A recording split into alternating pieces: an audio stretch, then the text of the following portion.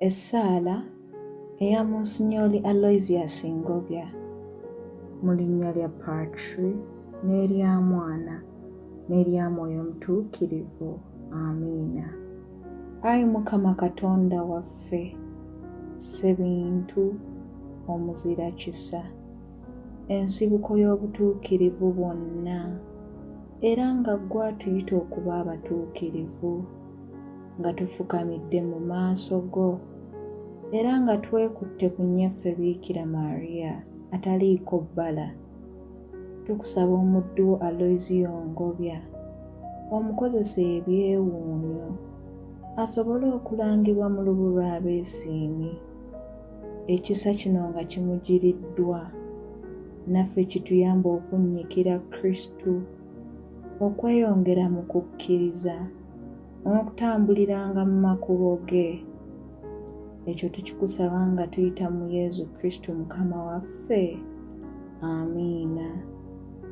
Nange ayi Mukama ntunuuliza ekisa mu bino bye nkusaba.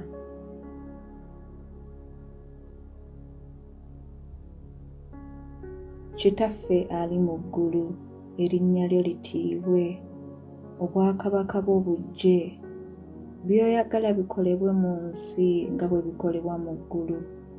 Tuwe leero emmere yaffe eya buli lunaku, otusonyiwe ebibi byaffe nga naffe bwe tusonyiwa abatukola obubi. Totutwala mu kukemebwa, naye tulokole mu bubi.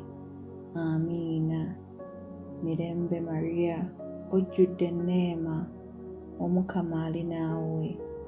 Waweebwa omukisa mu bakazi bonna, ne Yesu omwana ow'endaayo naye wa mukisa.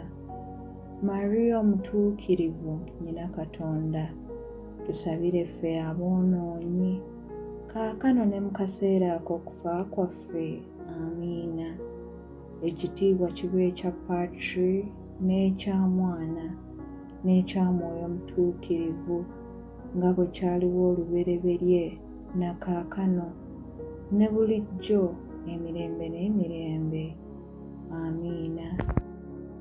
Ayi Maria ow'ekisa, jjukiranga okuva obwedda n'obwedda tibaawuliranga nga wali oyabulidde omuntu addukira gy'oli okumukuuma, ng'akuwanjagira okumuyamba era ng'akusaba okumuwolereza.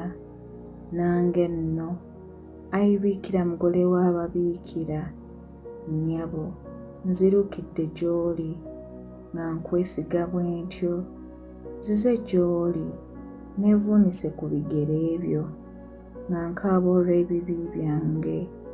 Ayi nnyina kigambo, wulira okwegayirira kwange, ompe kye nkusaba. Amiina. Mu linnya lya Patri n'erya Mwana n'erya Mwoyo Mutuukirivu. Amiina.